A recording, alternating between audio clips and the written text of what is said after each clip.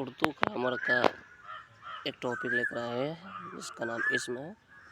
इससे पहले हमें इस्म के बारे में आपको बताए थे, फिर हम आगे बताते कि इस्म की कितनी किस्म है। तो दो प्रकार से, एक बनावट के अतबार से, एक मानी के अतबार से। मानी के अतबार से जो है इस्म के कितने किस्म होते हैं, ये देखिए मानी के अतबार से। तो मानी के अतबार से इसमें के 3 किस्म, पहला जामिद, मुशद्दर और मुश्तक।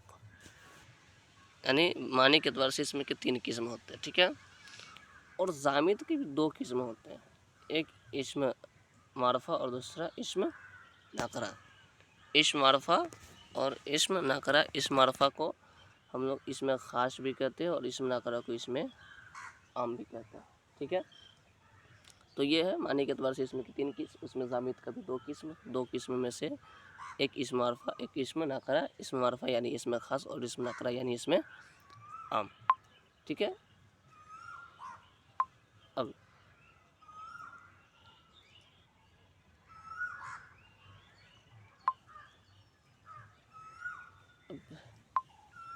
इस्म मारफा किसे कहते हैं और इस्म नाकरा किसे कहते हैं, ठीक है।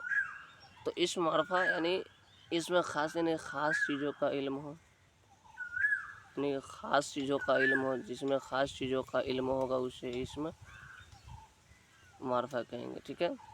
जिसमें ख़ास चीज़ों का इल्म होगा उसे इस्म मारफा कहेंगे, और जिसमें आम चीज़ों का इल्म होगा उसे इस्म नाकरा कहेंगे। जैसे इस्म मारफा, तो इस्म मारफा यानी जिससे ख़ास चीज़ों का इल्म हो, जिससे ख़ास चीज़ों का इल्म हो, जो ख़ास हो।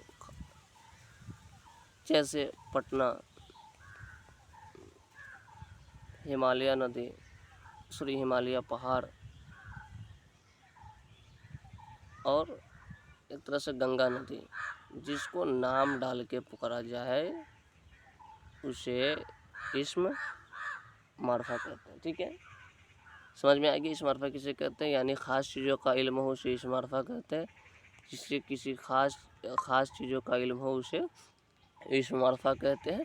जैसे में गंगा नदी, हिमालय पहाड़, पटना, मुजफ्फरपुर ना, इस तरह की कोई चीज़ किसी को नाम डाल के किसी को पर्सनली पुकारा जाए उसे क्या कहते हैं, इस्म मारफा। अब इसी का दूसरा है इस्म नाकरा किसे कहते हैं, ठीक है। इसी का है इस्म, अगला है इस्म नाकरा किसे कहते हैं। चलिए इस्म नाकरा के बारे में कहते हैं। जो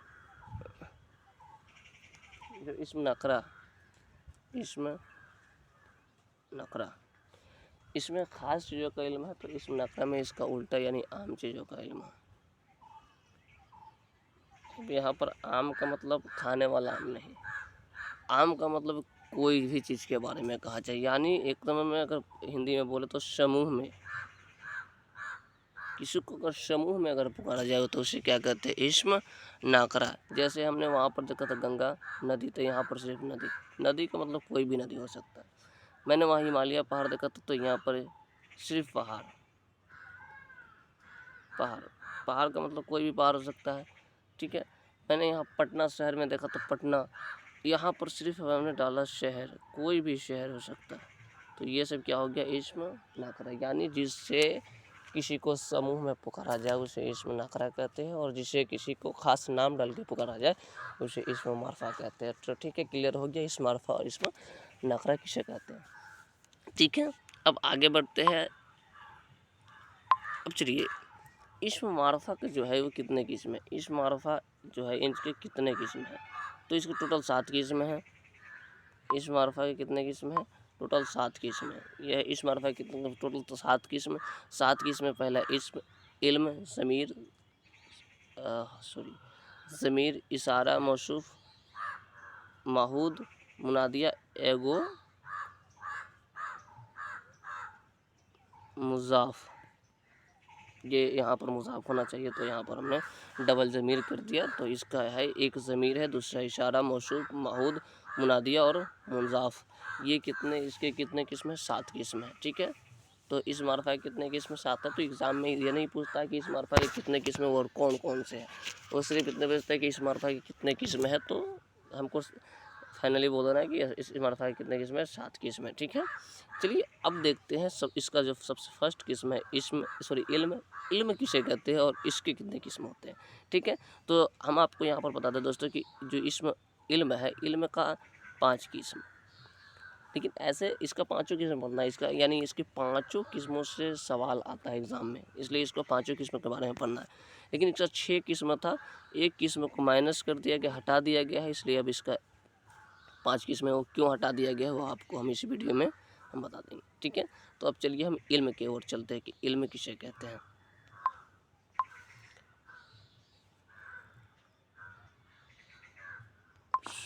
इल्म, चलिए इल्म किसे कहते हैं। इल्म माँ बाप ने या लोगों ने किसी शख्स के लिए क्या क्या मुकर्रर किया, उसे क्या कहते हैं, उसे इल्म कहते हैं।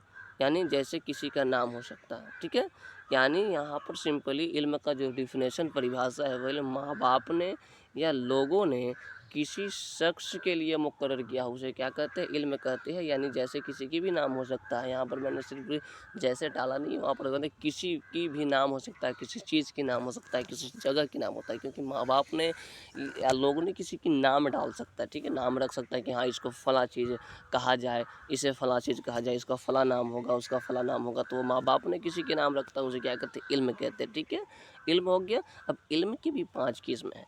एक पहला किस्म उर्फ़ है, दूसरा कुनियत, तीसरा लक़ब, तीसरा चौथा खिताब और 5वां तखल्लिस है।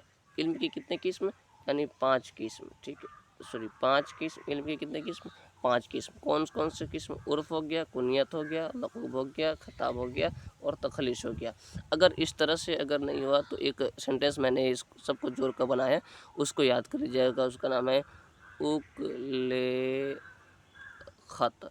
ठीक है, उक-ले ख़त, ये आप याद कर लीजिए। यानी ये पूरा हो गया। ऐन मतलब उर्फ़, लाम मतलब लक़ब, ऐन मतलब उर्फ़, काफ मतलब कुनियत, लाम मतलब लक़ब और खे मतलब खिताब और ते मतलब तखल्लिस इसका शॉर्ट नेम है। यानी इसको याद कर लीजिएगा, नहीं तो सिंपली एक एग्ज़ाम की एक क्वेश्चन इससे बनता है कि इल्म की कितनी किस्म है, तो इल्म की कितने किस्म है, 5 किस्में। और कौन कौन किस्म है ये नहीं पूछता है, लेकिन इसकी 5 किस्मों से कुछ क्वेश्चन जरूर पूछता है। ये नहीं पूछता कि इल्म की कितने किस्म है और वो किस्म का नाम बताइए, नाम बताने के लिए नहीं होता, लेकिन नाम का जो इल्म का जो 5 किस्म है उस किस्म से आंसर क्वेश्चन पूछता है, इसलिए इसको पढ़ाना 5 का बहुत ज़रूरी है। तो चलिए इसका जो सबसे फर्स्ट उर्फ़ है, उर्फ़ के बारे में हम देखते हैं। फर्स्ट किस्म, चलिए उर्फ़ के बारे में हम देखते हैं। चलिए यहाँ पर हमने उर्फ़ के बारे में क्या है, उर्फ़ किसे कहते हैं। तो उर्फ़ असली नाम के बदले नकली नाम से मशहूर हो।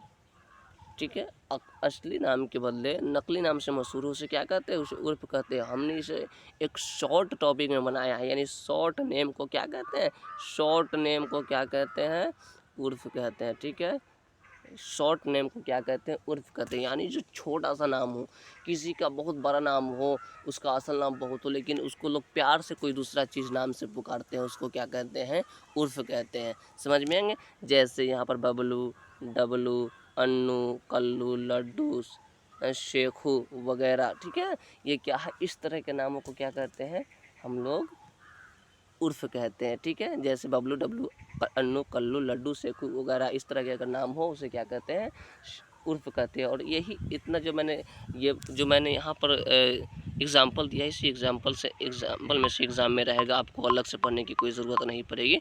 ऐसे फिर अगर समझने के लिए हो तो मैंने बता दिया कि शॉर्ट नेम जो है, यानी छोटा सा नाम जो होगा, छोटा सा नाम किसी का ना, वो क्या हो जाएगा, छोटा सा नाम को हम लोग क्या कहेंगे, उर्फ़ कहेंगे। तो दोस्तों मैं आगे की जो 4 किस्में हैं, मैं अगले नेक्स्ट वीडियो में आपको वो चीज़ को बताएंगे कि कुनियत किसे कहते हैं, लक़ब किसे कहते हैं, खिताब किसे कहते हैं, तखल्लिस किसे कहते हैं, ये सबको आपको हम अगले वीडियो में बताएंगे। इसलिए आपसे निवेदन है कि आप मेरे चैनल को सब्सक्राइब और वीडियो को लाइक और ज़्यादा से ज़्यादा शेयर करें, ताकि जो बच्चे मैट्रिक में हैं उनके लिए ये जो उर्दू ग्रामर है वो हार्ड ना हो, बहुत ही सिंपली से समझ सके, और हम आपको बहुत ही आसान तरीके से समझाने की कोशिश करेंगे। चलिए धन्यवाद, मिलते हैं नेक्स्ट वीडियो में।